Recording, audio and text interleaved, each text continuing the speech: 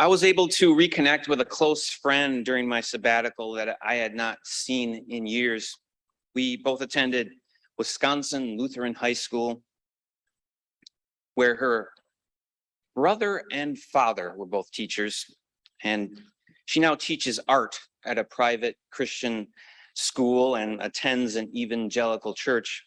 We were reflecting and reminiscing about 25 plus years ago, how we both got involved in drugs and alcohol, and how using at a young age makes you more likely to become a lifelong addict.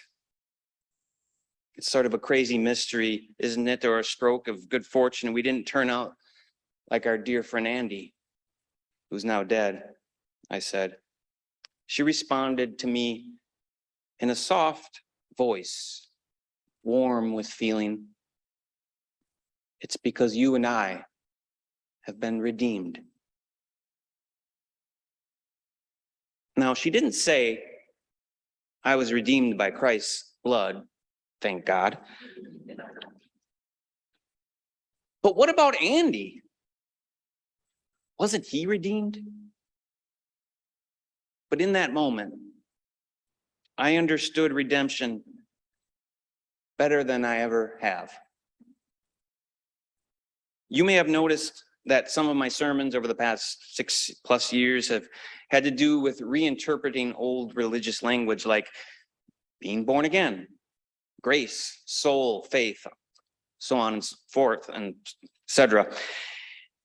It's part of me reckoning with my own conservative religious baggage, and I hope that some of these have been useful to you. As I search for the sacred in the secular, I can't quite give up on religious language completely. I want those daily glimpses of grace, to move beyond stale theories and see the yellow of a bird in the puddle as holy. Religious language is problematic, I know, but I don't think we need to throw it all away. At the very least, we can learn the inner stories of these words and phrases, which can help us to be more understanding and compassionate to someone who maybe uses them. Now, there's no question that Unitarian Universalism's language is different from our neighbors across the lawn that way. In general, we humans tend to exaggerate our differences. I'm reading this really thick book, really, really thick, by an anthropologist and archaeologist. It's called The Dawn of Everything, A New History of Humanity. And they point out that by any biological, meaningful standard, living human beings are barely distinguishable. Whether you are in Bosnia, Japan, Rwanda, or the Baffin Islands, you can expect to see people with small and gracile faces, chin, globular skull, and roughly the same distribution of body hair. Not only do we look the same, but in many ways we act the same. For instance, everywhere from the Australian outback to Amazonia, rolling one's eyes is a way of saying, what an idiot. Cognitively, we are also very similar. There is no human language, for instance, that doesn't have nouns, verbs, and adjectives. And while humans may enjoy very different forms of music and dance, there's no known human population that does not enjoy music and dance at all. Perhaps we're not all that much different from our conservative religious siblings. Our music is different, but it's still music. Our stories are different. They're still stories. Our words are different, but we're still speaking the same language. Our experiences might be different, but they're still human experiences. Religious people tend to talk in pictures. Redemption is a kind of picture word that involves a kind of story or myth. And there's nothing wrong with myths. The authors of The Dawn of Everything say, we have a tendency, after all, to make up stories about the distant past as a way of reflecting on our nature now. Myth is like art or poetry, one of those distinctly human traits. We want to fill in the gaps with stories. For example, there is no way of knowing how the first humans may have tamed fire. Such a beautifully dangerous thing fire is. But there must have been a first fire. We could come up with all kinds of creative stories. The God sent it. It was lightning, probably through trial and error, right?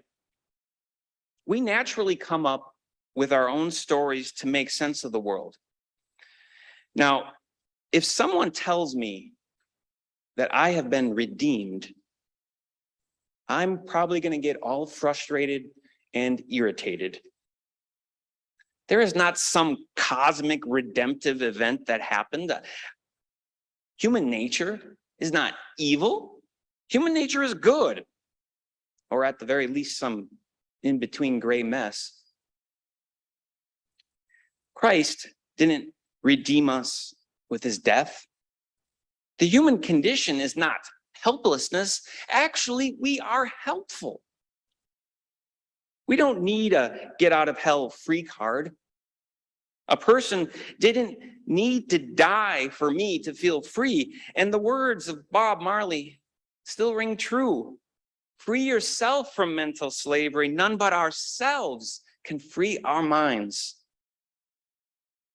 And yet, haven't we had bottomless pits in our lives that we somehow got out of? At times, haven't we felt helpless? At times, don't we feel stuck down a one-way alley that we can't turn around in? Numbness, depression, shame, guilt, you name it, can take over our bodies. Our shoulders can get all tightened up with anxiety, and it can feel we are in a lonely, lonely planet. We may not be sure why, but the weight of life feels unbearable at times. Sometimes these moods take over us and we don't know why. Haven't we been there at some point in our lives, or perhaps right now in this moment? We get away from deep dialogue. We get away from spiritual practices. We have at times self-prescribed ourselves with drink and drug. And we know that we are in need of some spark of something. We need these sparks of freedom, redemption songs, reminders of our tender and tenuous place in the universe. There are times when things spin out of control. We don't know where to turn, and we need help from an outside force. We need to be reminded that we are loved, and accept that we are acceptable and that we belong. We need to be pulled from the bottomless pit by the expansiveness of the human spirit. That spark of mystery sets us free to notice a yellow bird through the window, gorging themselves on sunflower seeds, giving out gratitude and grace. Similarly, a tree falls and breaks open a hole in the canopy for other trees to grow more fully. Redemption. I know it's not a favorite word of Unitarian Universalists. It has deep theological roots in the Jewish tradition. Redemption is doing something on behalf of others because they are unable to do it.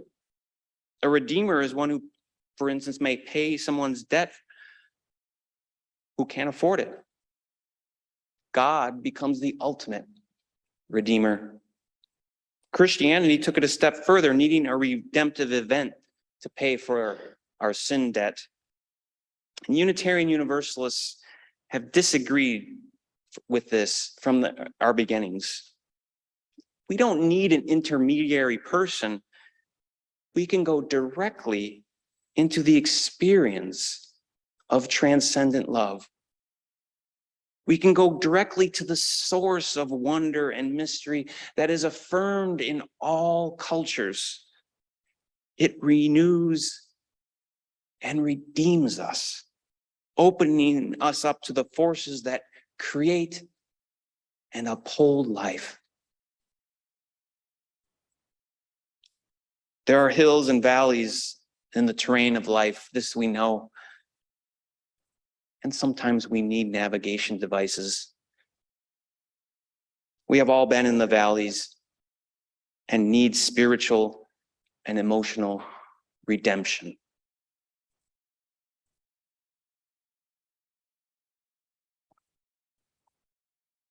Okay, on to problematic religious language, part 2. One of my favorite trumpet players is Terrence Blanchard, who grew up in New Orleans.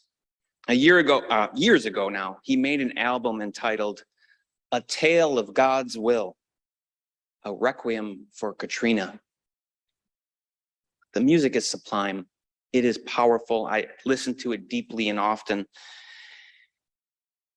And days after a catastrophic hurricane, the language of God's will is a problematic one, isn't it? It conjures up the idea that God is a great master of puppets pulling the strings of life, or that God has a will written out, preordained of future events. How could it be that God's will involves Putin leading a war, which is killing, maiming, raping a people that did not deserve it? People are suffering.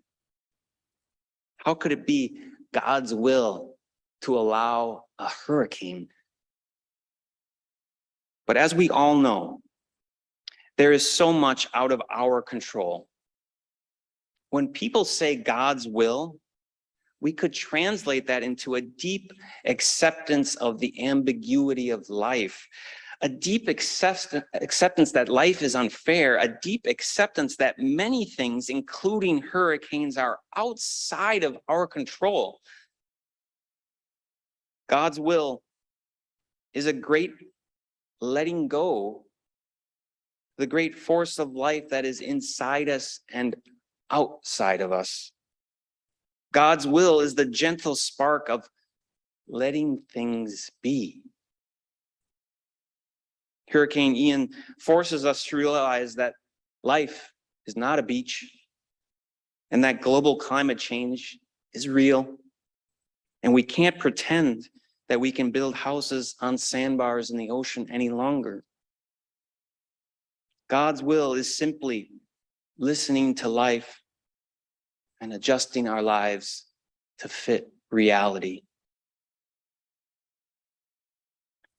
My wise and gentle friend was right. I was redeemed.